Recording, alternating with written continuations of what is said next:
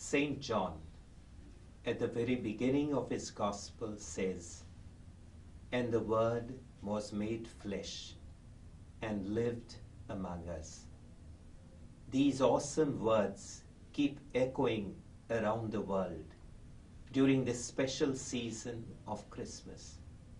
They announce that the ancient promise to God's people is fulfilled when the God of eternity enters into time and becomes Emmanuel, God with us. When the infinite, invisible, and true God becomes known and accessible to us in the life of a true human being, Jesus Christ. From that blessed moment onwards, the mission of the Church has been to proclaim God's presence in the world. The truth is that the Incarnate One has already made this proclamation by pitching his tent with us, by living among us. The mission of the Church is rather to find out where God's presence, God's Spirit is active in the world, and to help us pitch our tents alongside and work alongside that active presence. This Christmas, shall we make a serious effort to pitch our tent alongside with God and discover where he is really waiting to meet us, to become our Emmanuel.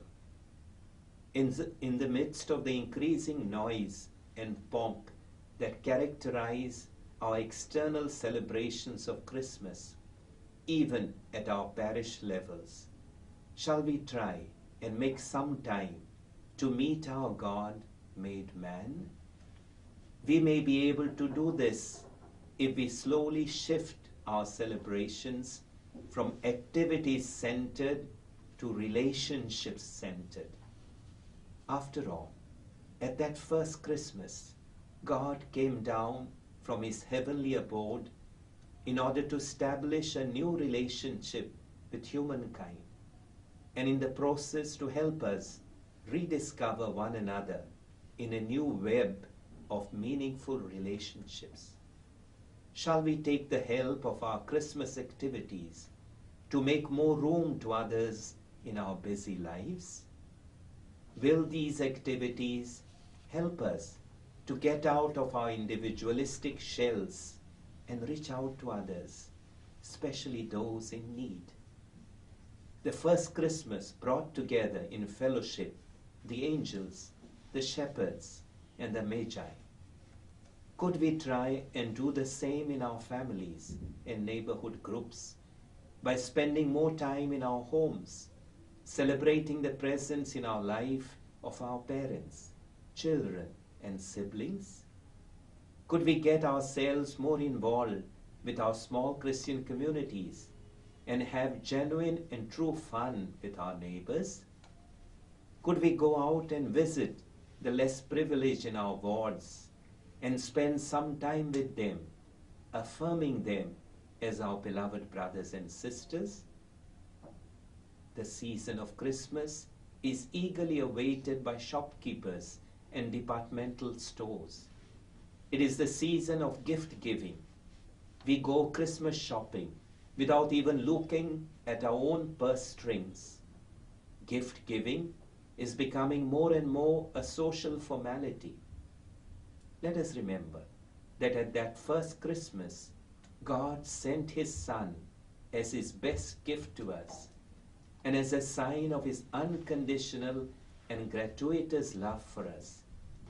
This Christmas, as we exchange material gifts, could we think of sincerely gifting ourselves to others, showing them that we love and appreciate them beyond our material gifts? Could we, for example, invite to our Christmas table a needy child from our neighborhood? Our Christmas celebrations are becoming noisier with every passing year. The noise of music, the noise of revelry and parting, the noise that can so easily stifle the silence of that first Christmas night. This Christmas, can we come away from the noisy scene and find some moments to contemplate the great mystery of God becoming flesh and living among us? Can we use some silence to listen to the voice of love and letting God into our souls so that Jesus can touch the core of our being and fill it with peace? After all, this is the core of Christmas, meeting the Emmanuel and allowing him to flood our souls with his peace and joy. May our hearts be a place of welcome for others. May we be known as people who seek God's presence among those who do not count for much and who have to survive on the margins.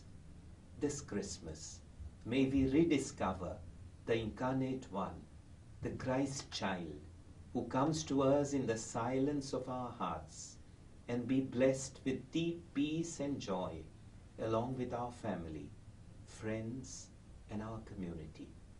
I wish you, one and all, a truly joyful feast of Christmas.